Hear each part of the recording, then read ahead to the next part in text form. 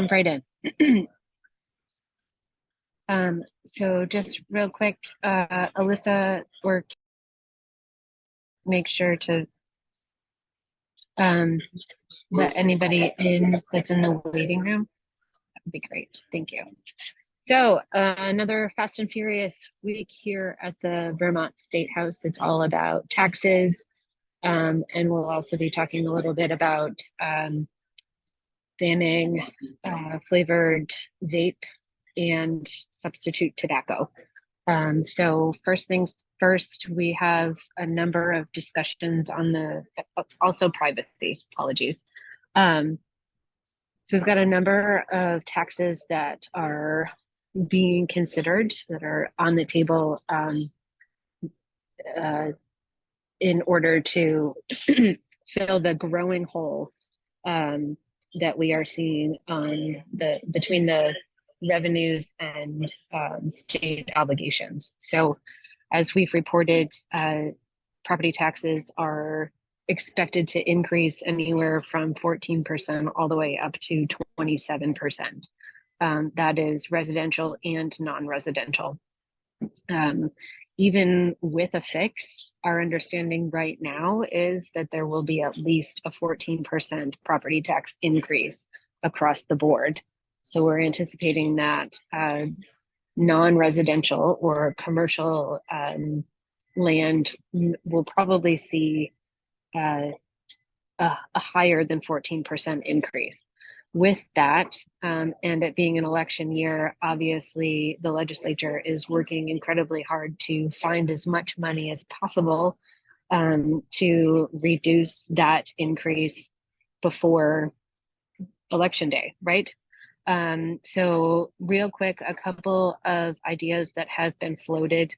I'll list them off and then I'll share the totals as well. So a sugar sweetened beverage tax, 2 cents per ounce, will be a $30 million tax. Candy, eliminating the exemption on the sales tax, that's $3.7 million. There's also discussion about eliminating the exemption on clothing and footwear at a certain level, and that can raise up to $6.8 million. Pre-written software, so anything that you download from the internet, anything you stream from the internet, any type of software that you use online, they are looking again, it's an annual consideration, but they're again looking at a tax on pre-written software that would raise $20.4 million. They're also talking about increasing the sales tax rate, which would raise an additional $10 million. And they're also talking about expanding the sales tax base, which would raise $304 million. So we're looking at close to $400 million in potential new taxes. Will all of those taxes happen? No, but some of it will. So I will be spending a lot of my time this week and next monitoring the House Ways and Means Committee to make sure that members are aware of what taxes are being seriously considered. And I will be sure to keep you all posted about the developments there.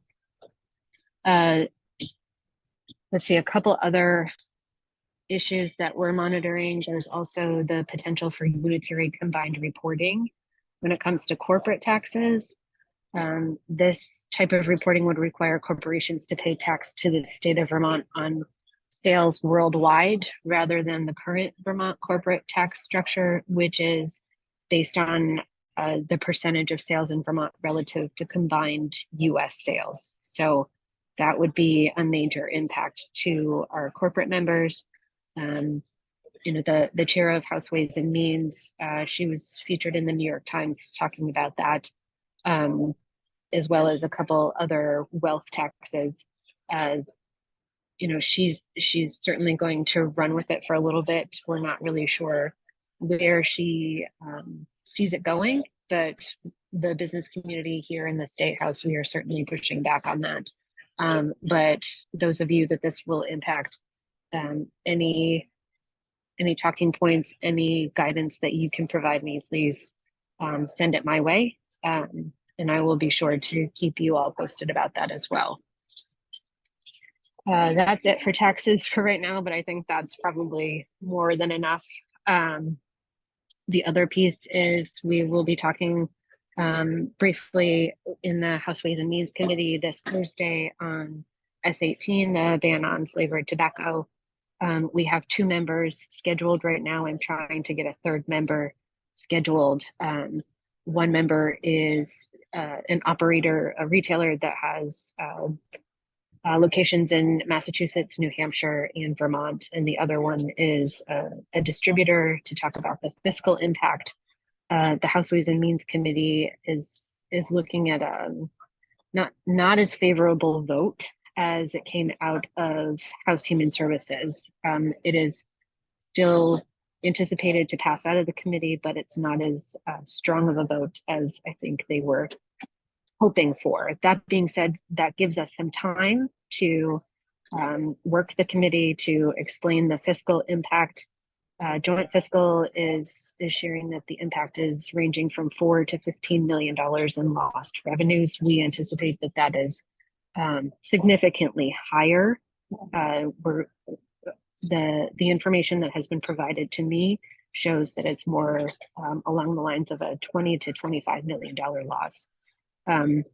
Again, we just talked about close to 400 million in taxes that they would be considered raising in order to close that gap that the budget is facing. It's really going to come down to the last couple of weeks of the legislative session to identify how we're going to pay for everything. So again, we're looking at the long game. We are not talking about making any moves or banning anything within the next couple of weeks. I personally believe that it's the long game. So again, we're hoping to get one more person. Casey, I think I see you on here somewhere. I'm still trying to get you on the list to testify. So hopefully we'll have 3 people testifying in Ways and Means this week. Yeah, I think that's it for S18. Hey, and Erin, then, yep. Just so you know, that the committee actually just reached out to us to come in and testify on Thursday. Oh, great.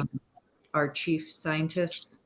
So he's trying to figure out his schedule because that was unexpected. So yeah, he may be there as well. Great. That's good to hear. Keep me posted, Abby, and I'm happy to meet him. I'm sure Allie is as well, but I'll be here for sure. Great. Yeah. Before I continue my rambling, are there any other questions or comments about taxes or tobacco? Nothing. You guys make it easy. Let's see. So the only other piece, the other bill that is a major priority this week is the data privacy bill. It was debuted late last week. The committee took it up, is taking it up all day today, all day tomorrow.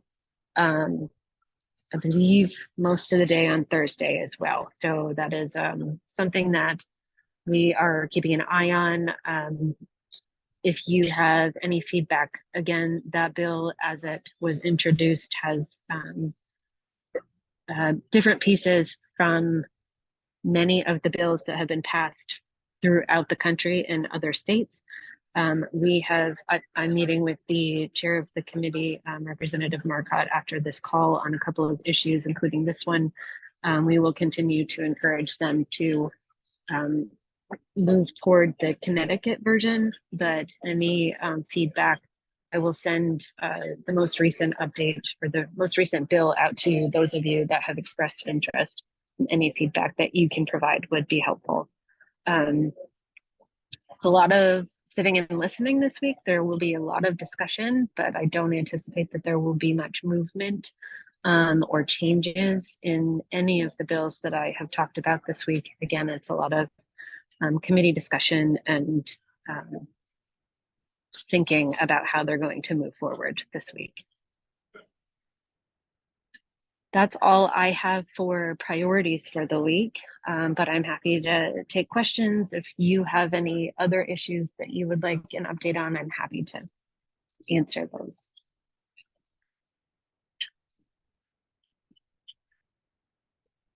It's quiet. Okay. Well, as always, anything comes up, shoot me an email. Most of you have my cell number. Shoot me a text also. Um, or Karen or Alyssa, they're on this call as well if you need anything.